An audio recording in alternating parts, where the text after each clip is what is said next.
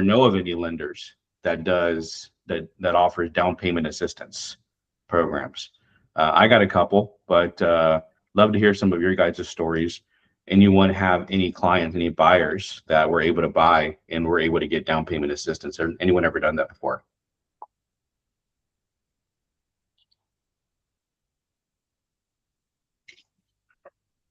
No?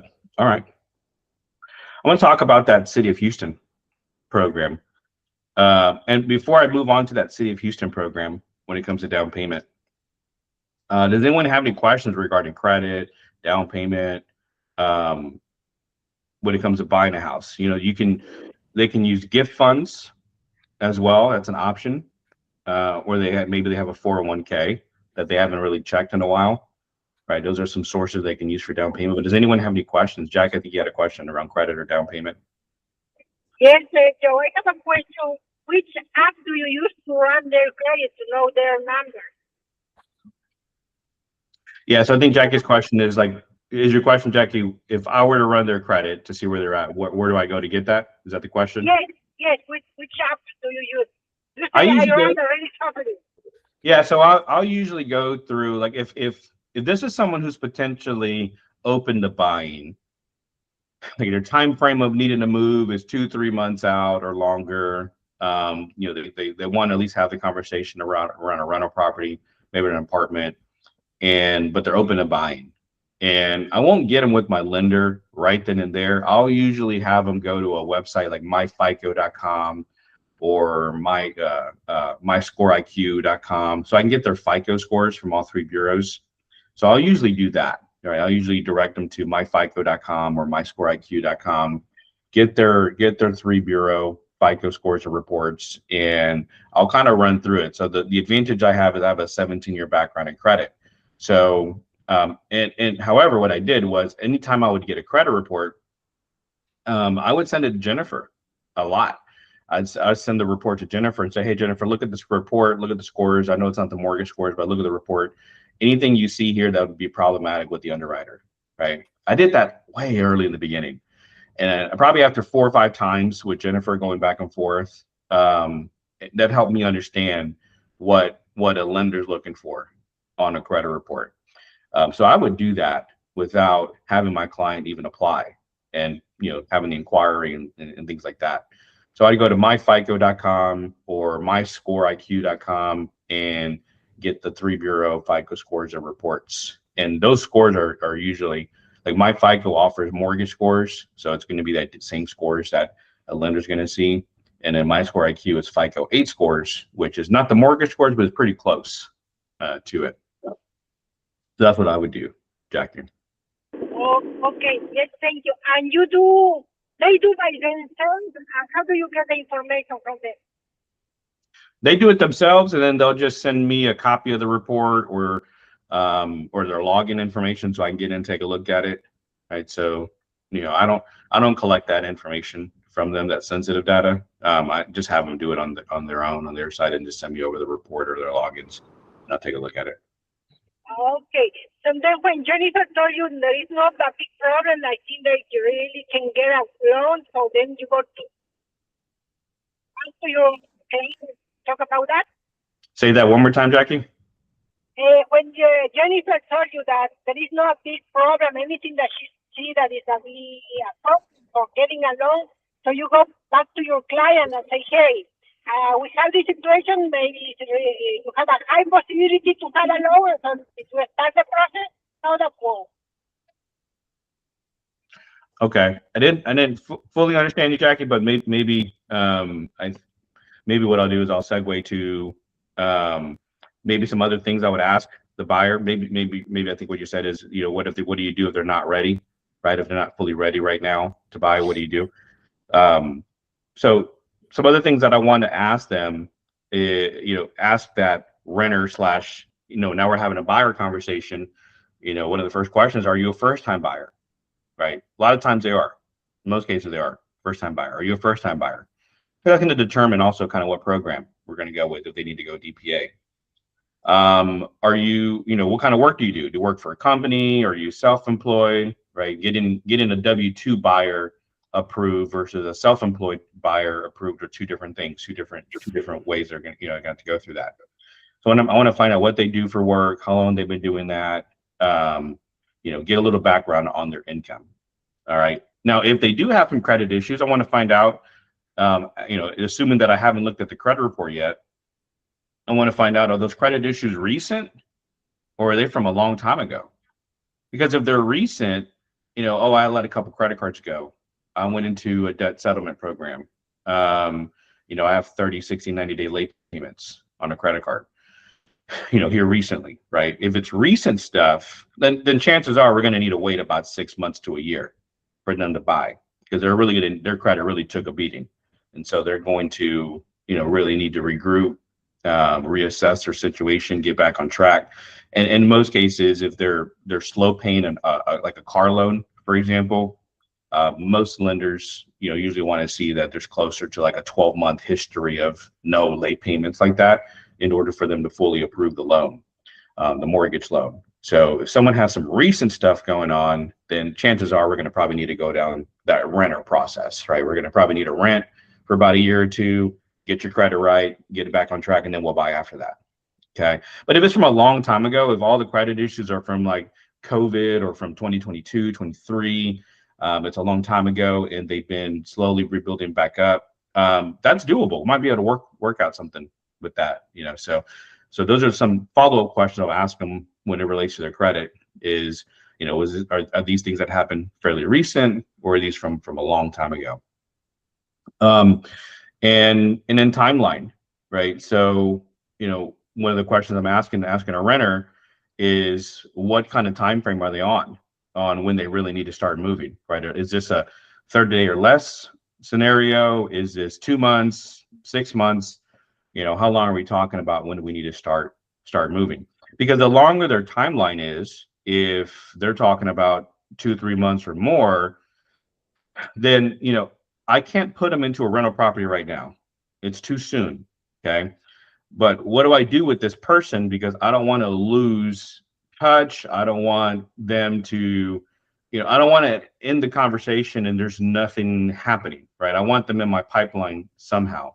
So why don't we take a look at the credit? Why don't we talk about maybe a game plan? Why don't we do some coaching? Why don't I get you with my lender? Let's kind of get prepared to buy, right? Because you said you do want to buy, right?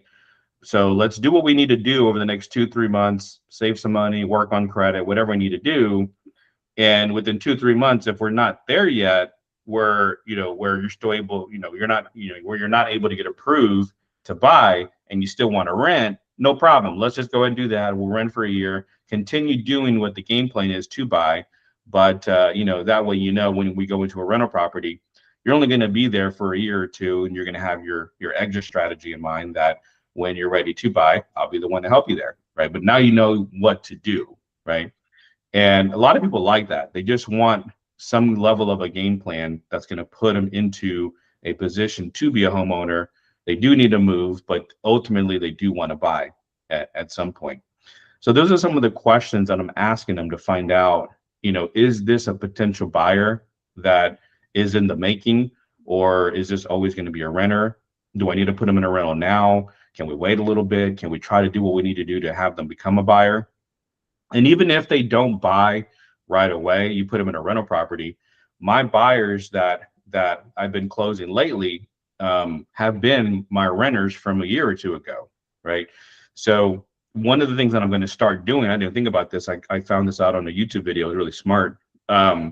With what I want to start, I'm going to get some magnets, some business card magnets, and throw it on the fridge on the rental property that they're in, of my contact info. Because it is true, most of the renters that I put in a year or two ago, when they're ready to buy or they have a real estate related question, they come to me still, right? Even though I'm sure they know family members and friends and people on Instagram who are maybe more famous than me or have more following than me, they don't go to them, right? They go to the guy or they go to the gal that helped them when they were at their lowest point, right? Or helped them when no one else wanted to help them because, oh, you're just a renter. Like, I don't want to help a renter. Like, that doesn't really make me a lot of money, right?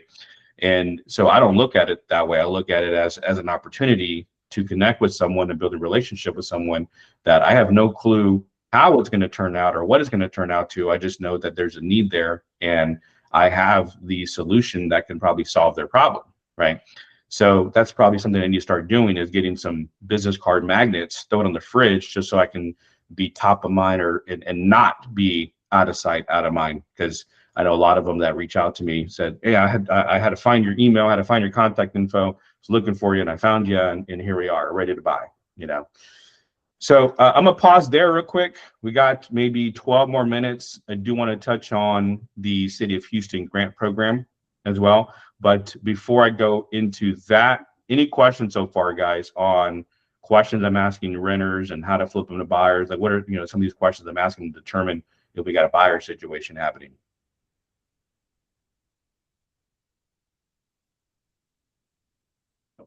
No questions so far? All good? All right. Let's go to the City of Houston program. All right, I forget which, if they call it Harvey still, but anyways, it's the one that was 50,000 that raised it to 75. I did two in May it was the 125 program. And so with those two right there, those are this grant it's up to 75,000 that could be used towards the home, right? They cover down payment, you know, closing costs if you're not able to get the seller to cover it, and of course, you know, the rest going towards the home. It's a great. I have one buyer right now that she missed the 125 cutoff. She's been in motion. We're working on that 75 approval. Jennifer has her approved for about 150-ish. And so if we can get that 75 and take that purchase power to like 220, 230, you know, then we can look at property in that 220, 230 range, maybe 235, can negotiate the price down a little bit. And, you know, and so, you know, that's a grant program that, as long as the property pays a City of Houston property tax.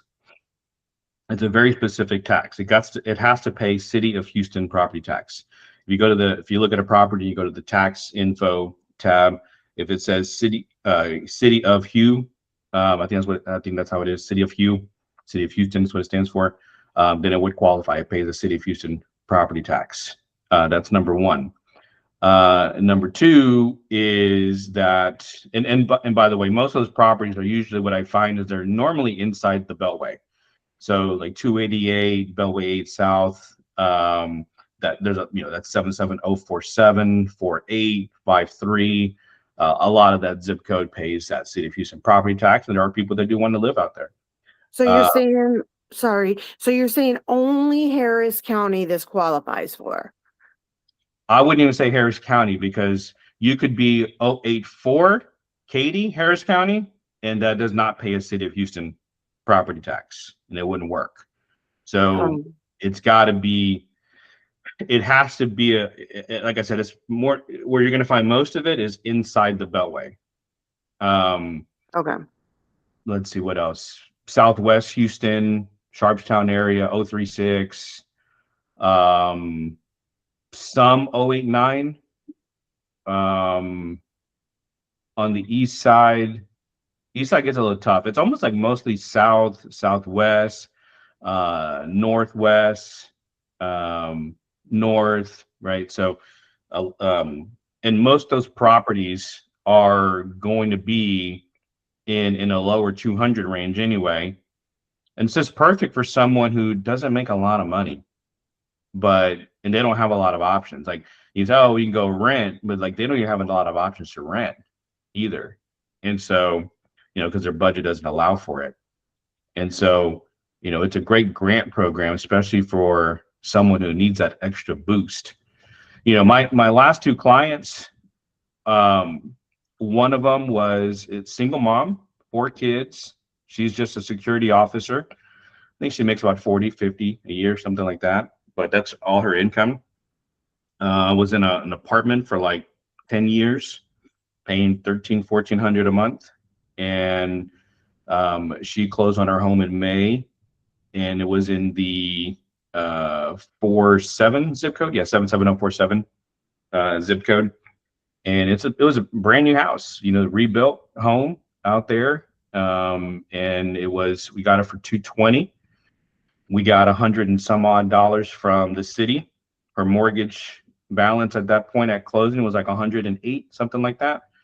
And her mortgage payment, all in, taxes, insurance, everything included, I think it was like $1,100 a month, right? And so, someone who's used to renting $1,400 a month apartment, and there's really nothing out there to buy in that price point, that grant program was worked out perfect. It's a 4-bed, 2-bath house that she closed on. And another one of my clients, the second one, 19-year-old couple, very young couple.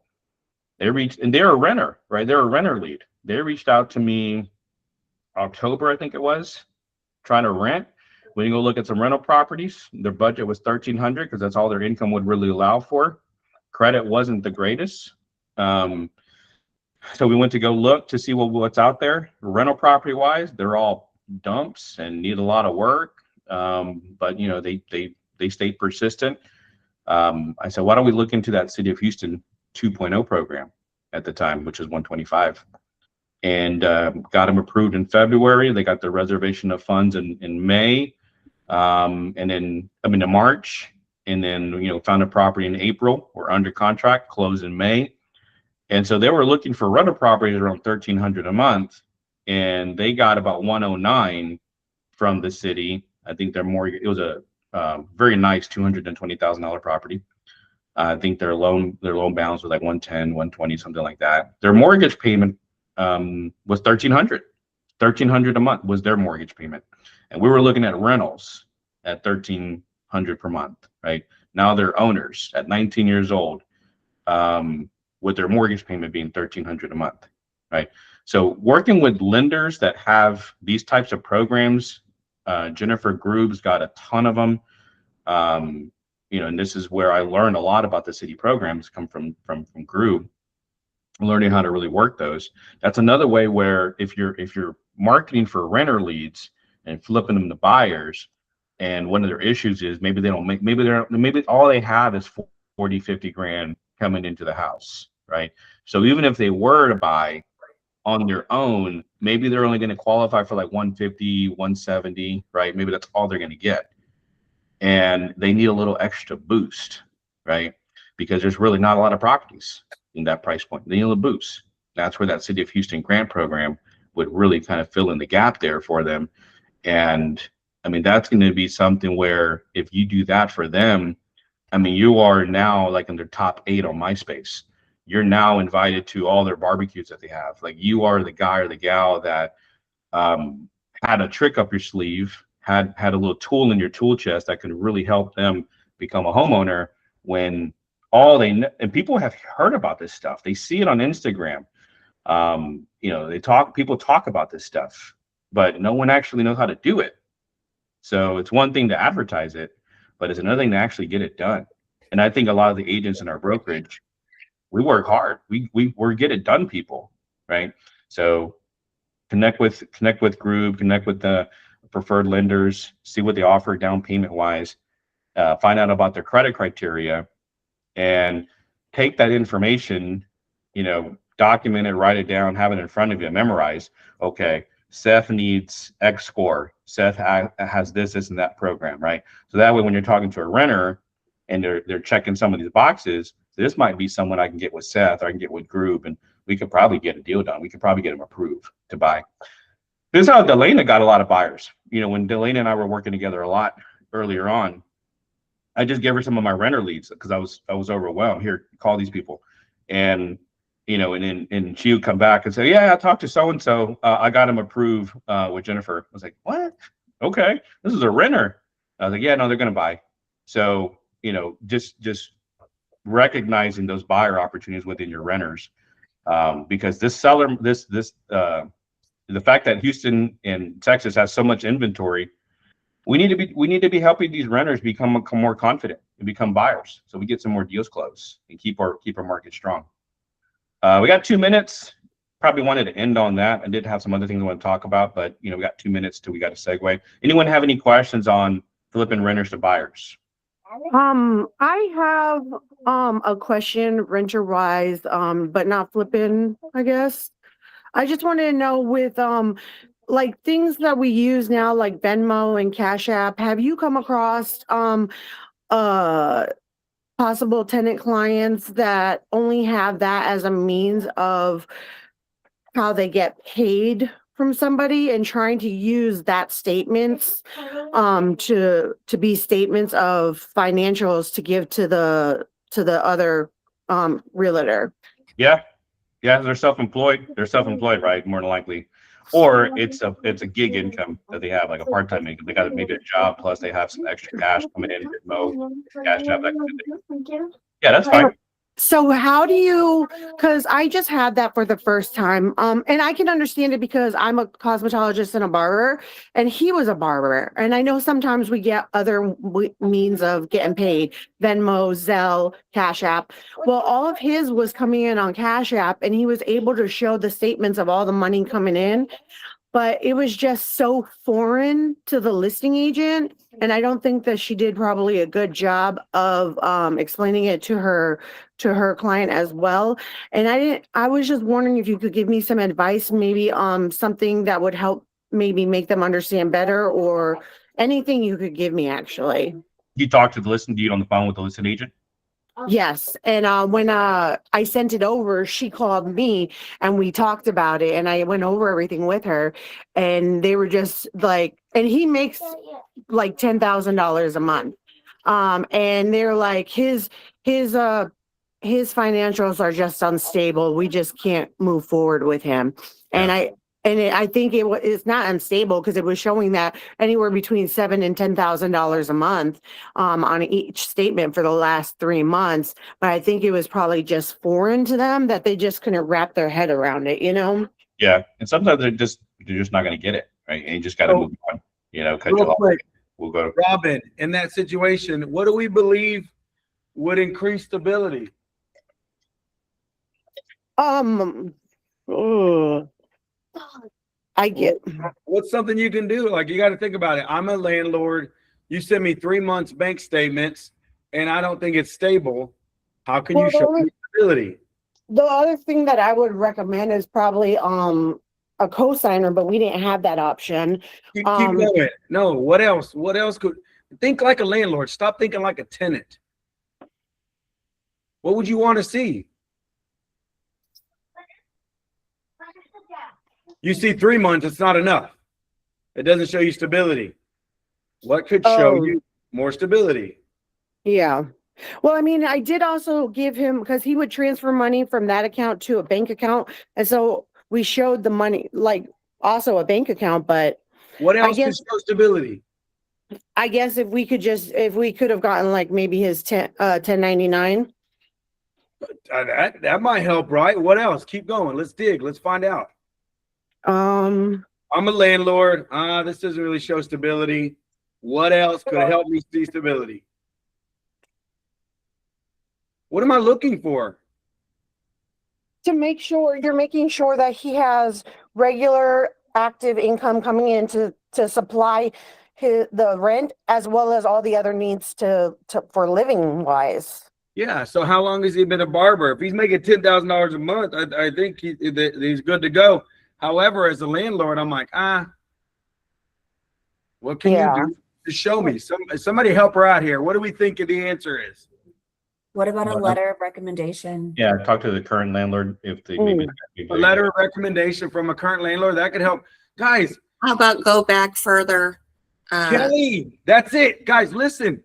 If he's been a barber for more than 3 months and he could show, I've been doing this for 2 years, and he sends over 24 months of bank statements, 2 years of bank statements. I mean, who can deny that stability? As long as he can show he's bringing in $10,000 a month for 2 years, who can deny that? 1099s, how he files his taxes. Think like what is a lender going to look for if they want more and more info? Think like an underwriter. Make it undeniable. So we've got to learn to speak the language of finance. We got to learn to, as a landlord, like, what would I be looking for? 3 months. Oh, that looks unstable. 24 months. Okay, I don't know if I can deny 24 months worth of bank statements. This shit looks legit. Got it? Yes, thank you. Okay, guys, think creative. Stop thinking like just tenant representation. Think, if I'm a landlord and I feel uneasy, how would someone make me feel easy about this? How would somebody help me figure this out? Got it? All right. What time is it? Somebody. Gratitude and bucket fillers. Don't all just jump in at once, man. Let's just not. What you got? So let me hear you guys from people who don't usually speak on this call. If you don't jump in, I will call you out. I need at least 2 to 3 gratitude or bucket fillers. I want to know what you're grateful for today. What y'all got? About to go once. I'm about to call it out. But if you usually already go, don't be the one. Ready, set. I'm gonna go with Gwen. Gwen, what are you grateful for today?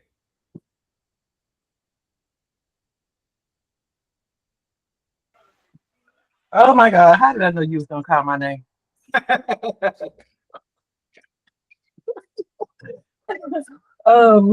I'm just grateful for another day. I'm grateful for an opportunity to be able to get up and take this day as God has it for me. That's what I'm grateful for.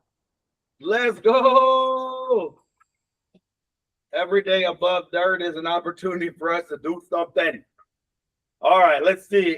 Here's a fresh one. Amy Gonzalez, what are you grateful for today?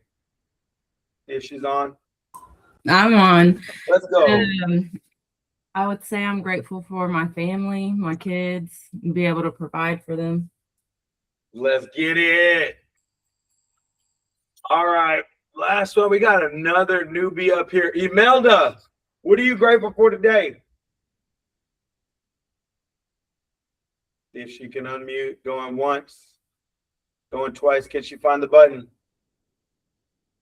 Sold. I'm rolling next with Tanya wants to go. Let's see what Tanya's got today. I am grateful for family and friends. I had an emergency trip to Oklahoma to see my grandparents this past weekend, and with all of them coming together and surprising me, we were able to take my grandma, who's not doing so well, with us to do my wedding dress shopping, and my family bought me a wedding dress. That was not expected. And we got to spend some time together. My sister came all the way from Seattle to meet everyone, and we had a huge bridal shower at my house and popped a crap ton of fireworks, and it just felt incredible. Let's go.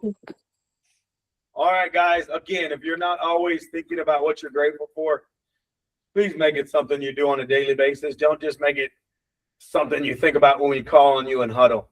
Every day, practice living in gratitude. All right, so today is Monday. We are doing motivational. I want to get down to it's like a conversation I've been having with tons of agents and a lot of people, especially the newer people.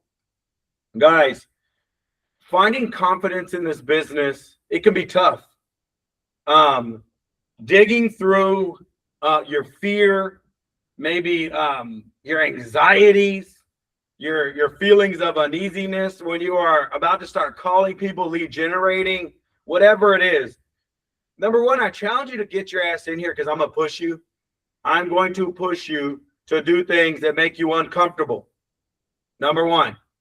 Number two, I'm gonna be a little rough on you, and it's not because I want to be mean, but it's because that pushing is often what it's going to take for somebody to break through that moment. So there's going to be a lot of uncomfortable times here in this office, and I do it for a purpose. And sometimes I don't explain other things that can help us get motivated to make our phone calls or lead generate or get out and meet people, whatever you got to do, right? So I want to break it down to something that can help us all to get on the phones, that can help us all to overcome our fears and our anxieties. So what I've found is that most people have a fear or an anxiety about getting on the phone, mainly because they think these couple things. One thing is they're like, I don't want to bother people, right? I don't know what to say, or I haven't been in this business long enough, or I don't know enough about real estate to get on these phones and reach out and show my value. Like there's all these like voices in your head and ideas that can cripple you and cause you to be afraid to get on the phones. Some of it, I mean, you just tell yourself, I hate cold calling. I hate getting on the phones. I don't want to bother my family and friends, or I've already called everybody in my SOI. Why would I do it again? Well, I want to break it down to something very simple. I'm going to take it to elementary style behavior or thought processes. So here's the deal. I want you to think about right now, who is a person in your life you absolutely love, you adore, that if they called you every day, it would not bother you? I'm going to pick on some people. I want you to think about it for about 10, 20 seconds. Who in your life do you absolutely love that if they called you every day, you wouldn't be bothered by it? In fact, you would welcome it and you would love it. All right. Christine, who in your life that if they called you every day, you love it? Or you already do talk with them every day? My mom. Your mom? Yeah. That's awesome. So Christine, with that, let me ask you, what's the value in a person that you would talk to them every damn day? Like, why is that, Christine? Because I want her to know that she's important to me. You love her, right? Mm-hmm. Yeah. But here's the crazy thing is you and her probably call each other back and forth every day. Christine, when she calls you, is she like, hey, let me sell you a house? No. No? Why? Hold on. Wait. She's not like, hey, are you looking to buy, sell, or invest in real estate? Your mom doesn't call you and say those things to you, does she? No, not at all. Okay, but hold on.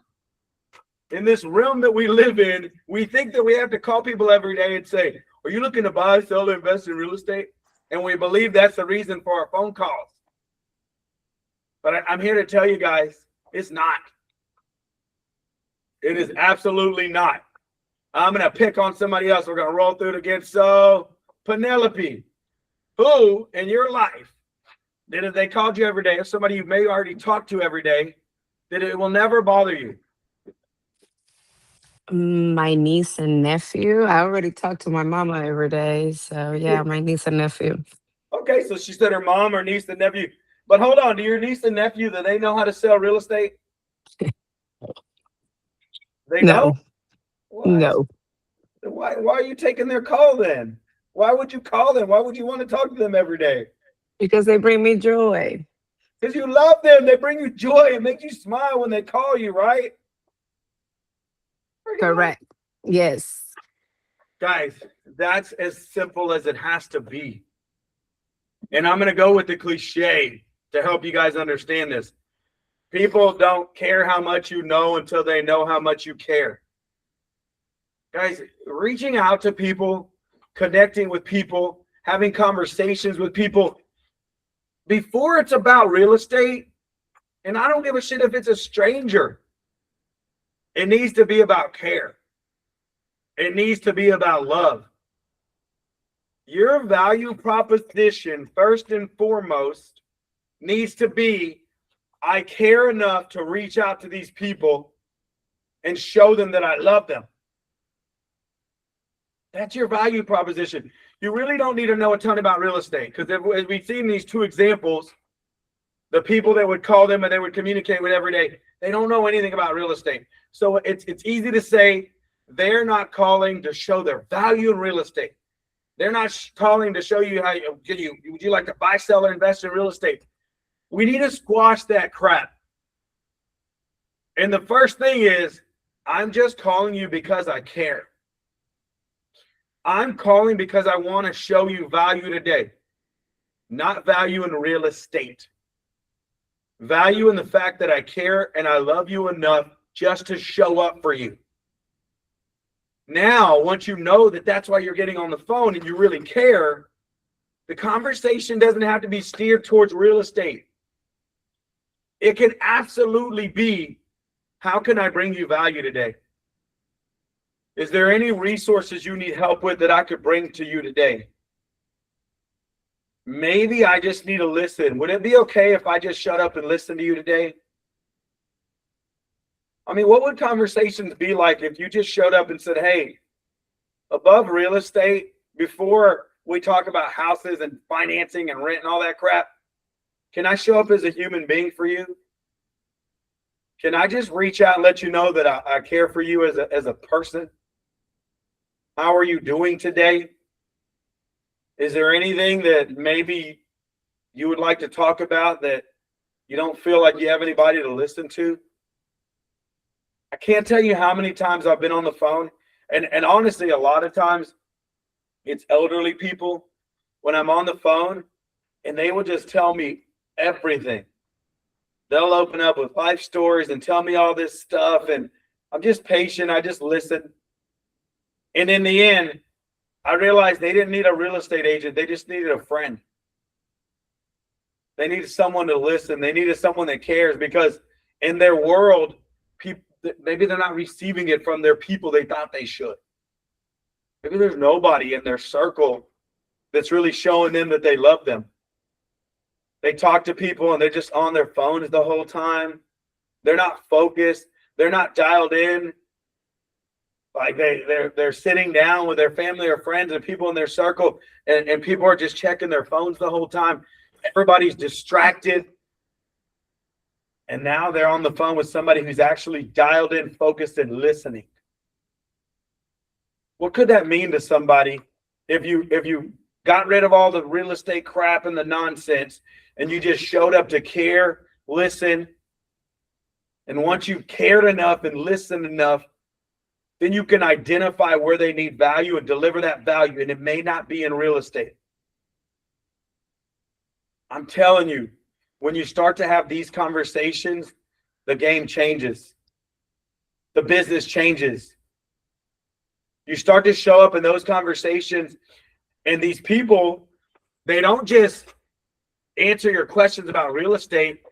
They become raving fans of you and your business in real estate. Why? Because they're a raving fan of you first. When they just connect to you in real estate, they may use you or they may tell someone about you. But when they connect you as a human being and they know that you care for them, and then they also know you're a really good real estate agent, they don't just think, I want to use them. They think everybody in my circle should use them. That's when the game changes. So number one, your value is not in real estate. Your value is love and care. And I need you to remember that before you get on the phone. When you feel anxiety, when you feel scared, pick up the phone and say, I'm not here to just deliver real estate service. I'm here to help another human being out. What does that look like today? I have no idea. But I'm going to get on the phone with love and care, and I'm going to show somebody that I actually give a damn today. And if you do it enough and you remove all the bullshit, guys, it can create a thriving business that changes everything. You're no longer out there chasing business. You will find that people are chasing business for you and delivering it to you. You'll find that you'll create, there's a book called Raving Fans out there. It's awesome. It's a really simple book. If you get a chance, pick it up. But what you will find is instead of you having to go out and hustle and sell everybody on how great you are over and over and over again, if you just show up and show all the people in your circle love, and if they deliver you more people, you show them love too, you will create an army of raving fans that will deliver you more business than you could ever imagine. Some of you guys, your business is struggling because you're not showing enough care for human beings. And some of you think you are. You're like, yeah, dude, I show up all the time and nobody brings me anything. Because you're expecting shit from it. That's why. The universe isn't rewarding you because you're expecting. You're doing it and you're expecting stuff in return. Stop that shit. Just show up and genuinely care and love people. And when you do, they will feel it. They will know it. Like it will permeate the cells of their being, and they will say, oh my God, Whitney doesn't care about selling me real estate. Whitney just wants me to be better in life. Whitney just wants to support me and show up for me. Aislinn just cares about my situation. Lori is just a really good friend who wants to listen. And in the end, all that showing up that you do when you don't expect anything from it, it'll start to pay off tenfold. But some of you guys, you want it so bad, you beg so much, you got commission breath. And everybody in your circle can smell it. And it fucking stinks. And this is a painful thing to hear. But if it's painful, I think you know this is your problem and you need to fix it. Just show up and love people, man. Show up and care for people and be genuine and authentic about it. And do it expecting nothing in return. And do it over and over and over again. All that love and that care and that consistency will start to show up. If you're struggling in your business, you haven't shown up and loved enough of God's people. Keep on going. Does this make sense? Does this help? Is there anything anybody wants to add? Or you have a testimonial where this has showed up in your business or something you do that really helps that you're like, oh my gosh. It matters. I'll leave the floor open. We got a bit of time. I have something to share in relation to this. I do have a lot of anxiety in starting conversations with people about real estate sometimes.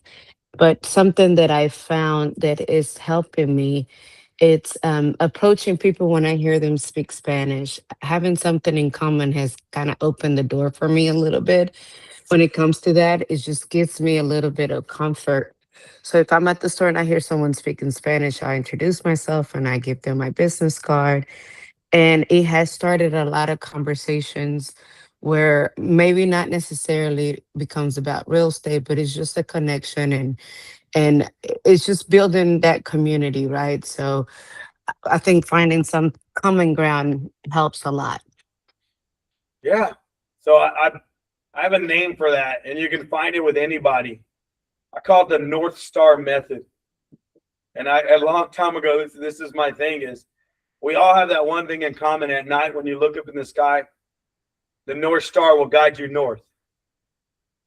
And that's one thing we all have in common. There's many other things we have in common with people. If you just go seeking it, like try to find it. What do I have in common with these people and how can we connect?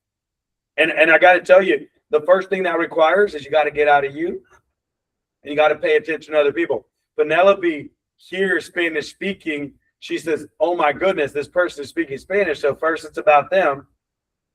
And then she connects and she makes it about both of them and her after she makes it about them by finding out something about them.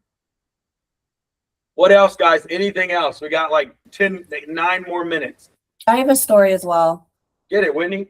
And it's kind of like, with Penelope, I feel like you plant seeds with people, and you really don't know when they're going to need you. So you just be nice and, gracious. And so this was back during Harvey. Harvey was flooded everything. And in my neighborhood, I couldn't turn right, but I could turn left. And so I was able to get to a gas station in Alvin, and I ran into a gentleman. I don't know how we started talking, but obviously I mentioned I'm in real estate. I have a business card. I give it to him. We were there like buying like water or whatever, and then we went about our day. 5 years later, they called me to list their house because they kept my business card, and I sold their house in Alvin, and it was like a $700,000 price point. And I was just like in shock that they kept my business card. But apparently I made a big impact on him that day. And I was just being nice, you know, struggling with the same thing that he was struggling with. So that's my story. Let's go. Guys, struggle bond is huge, man. Struggle bond is huge. Christine, you got something? No, I pressed the wrong button. Oh, it's all good. So we'll go with Kelly, and then I'll share a little something with you guys. Go ahead, Kelly. What you got? I just had a question. If anybody could share the companies that they prefer to get their business cards made, because I need to get that so that when I'm out in public, I have something to hand out. So come on in or post in the chat, because I know a lot of people use different things, but I know we have our companies we prefer. So post that in the Google chat. We'll get that to you. One thing I'll tell you, for me, I'm opposite. I actually don't have business cards. I meet with people and I collect their information. I put it in the database, and then I control the relationship. I reach out to them. That's one of my things. I immediately gather and put in a follow up as quickly as I can, and I begin a campaign of just reaching out to them and checking on them. But I'll tell you another story about during Harvey. Actually, before Harvey, you know, they had hurricanes in Louisiana, and I would just drop everything I was doing and go to Louisiana, and I would sleep in my truck for a couple of days, and we would just go with tools and chainsaws and all the things we needed to clear roads and all the things we need to gut houses. And while I was in Louisiana on 2 different storms, I learned how to run crews of people to go in and gut houses, like charity gutting houses. And in Louisiana, we gutted like 150 freaking houses with just crews of people. So when Harvey came, I came back here and I put together the same systems during Harvey. We got warehouses, we got stuff donated from Disney for furniture. Like, it was crazy what we put together here. And I was working in a warehouse right here in Pearland that a business owner donated. We got beds and mattresses. We got all this stuff donated from everywhere. We were helping people out. But I mainly ran the crews that would go out and gut the houses. But I would run the crews and get them started and send them out, and I'd let somebody stay to kind of manage it. And then I come back at the end of the day and we go through all the stuff and we redo it every day. And honestly, I probably took off probably a month to 2 months of work where I did not work and I wasn't really making any money. And it probably wasn't a smart idea because I put my family in a financial situation that I didn't appreciate later. But I just did it. I felt a calling to go and help people because I knew what to do. And I just did it. I poured myself into it like crazy. And roughly, like, I want to say it was like 9 months to a year later, a guy calls me. And he says, man, I want to sell my house. And I was like, okay, well, let me come over and we'll meet and we'll go over it. And I went to his house, guys, and I got to tell you, it was in really horrible shape. And I was like, okay, here's what we could do. We could market it and blah, blah, blah, and all these things. And he said, no, I want to sell it to you. And I was like, okay, well, that's fine. Well, let's come up with a fair price. And he goes, no, I've already got my price. And I was like, what? And he's like, $37,000. And it was here in Pearland. It was in Silver Lake. South Glen is the actual neighborhood, the subdivision. And he said $37,000. And I will tell you, that was like $20,000, $30,000 under what I would have offered him as an investor. And he was like, no, I just want to give you this house. And I was like, why? I don't understand why you're doing this. And he said, you don't remember, but whenever we were in Harvey and you were working the warehouse and moving everybody, he's like, I was working the forklift. And he said, I've never seen anybody work so hard for a bunch of people he's never met. He said, the way you moved, how fast you moved everybody, everywhere you went, you ran, you worked with the greatest sense of urgency I'd ever seen. And I feel like I want to give you this house.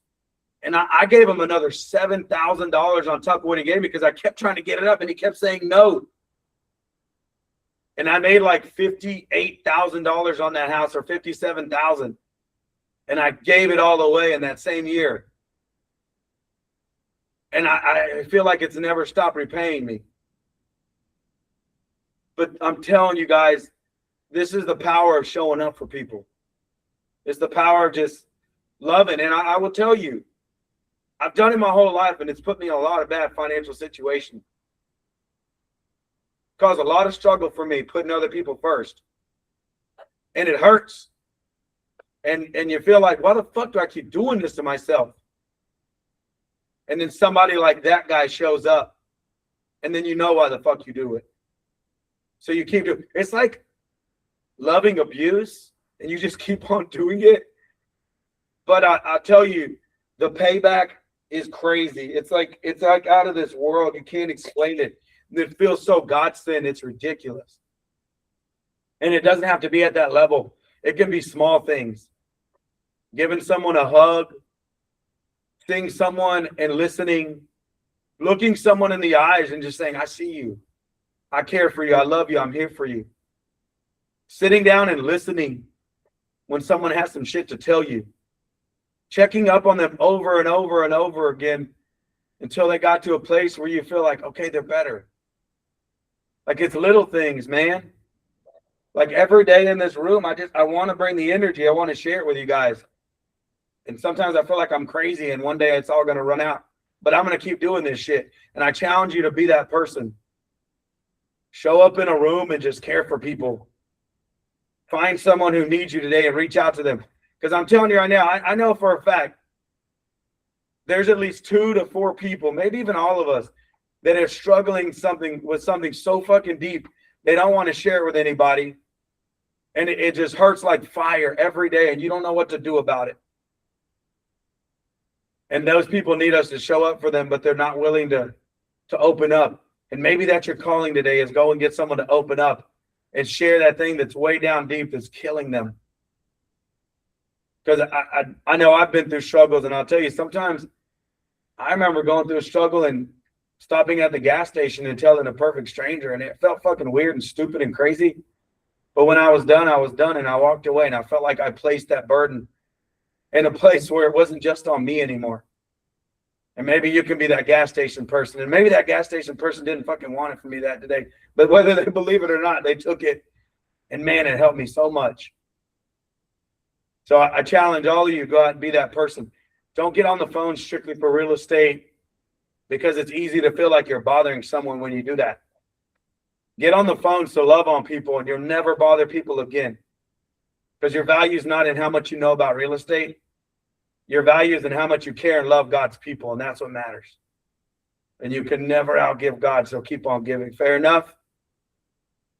Are we cool, guys? Yes. This makes sense? I hope it helps. And while I say that, Renata and them are making sandwiches to go give away today. Let's go. So thank you for showing up this morning. Going out there and make some sandwiches. What's up, Claudia? You're going to give out some sandwiches too. Let's go. All right, guys. So does anybody have anything else they want to add to this? Because we're about to hit this affirmation, baby. Honestly, What you got, Gwen? I just want to fill your cup today, because you get on here like every day, the positivity and motivation, and it kind of helps me through my day. So thank you so much for being you. Yes. Thank you, Gwen. Thank you, Robin. Thank you, guys. I love you guys. What are we going to say today? I got one. You can't outgive God. You can't outgive God. I mean, I promise you, all the giving you're ever going to do is going to come back to you. And we all do in our own ways. But just recognize that it will come back. Even sometimes you feel like, why? Why not me? When's it going to come? When am I going to reach that abundance they talk about? You may already have it, but you may not see it. Guys, right? So you can't outgive God. It's coming for you in so many ways. Y'all ready? You can't outgive God. Unmute yourself. Cameras on. I got 2 on. If I get one more camera on, it'd be such a great day for me. Go, come on, guys. Let me see one more camera on. There we go. You can't outgive God. Here we go. 1, 2, 3. You can't outgive God. You can't outgive God. You can't outgive God.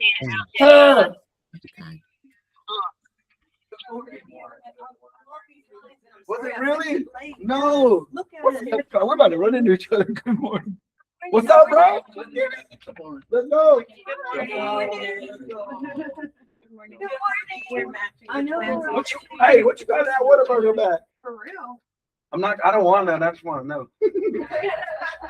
Johnny, help in there. Hey, y'all good? Are you sure? Y'all have a great day. Don't let them haters get you.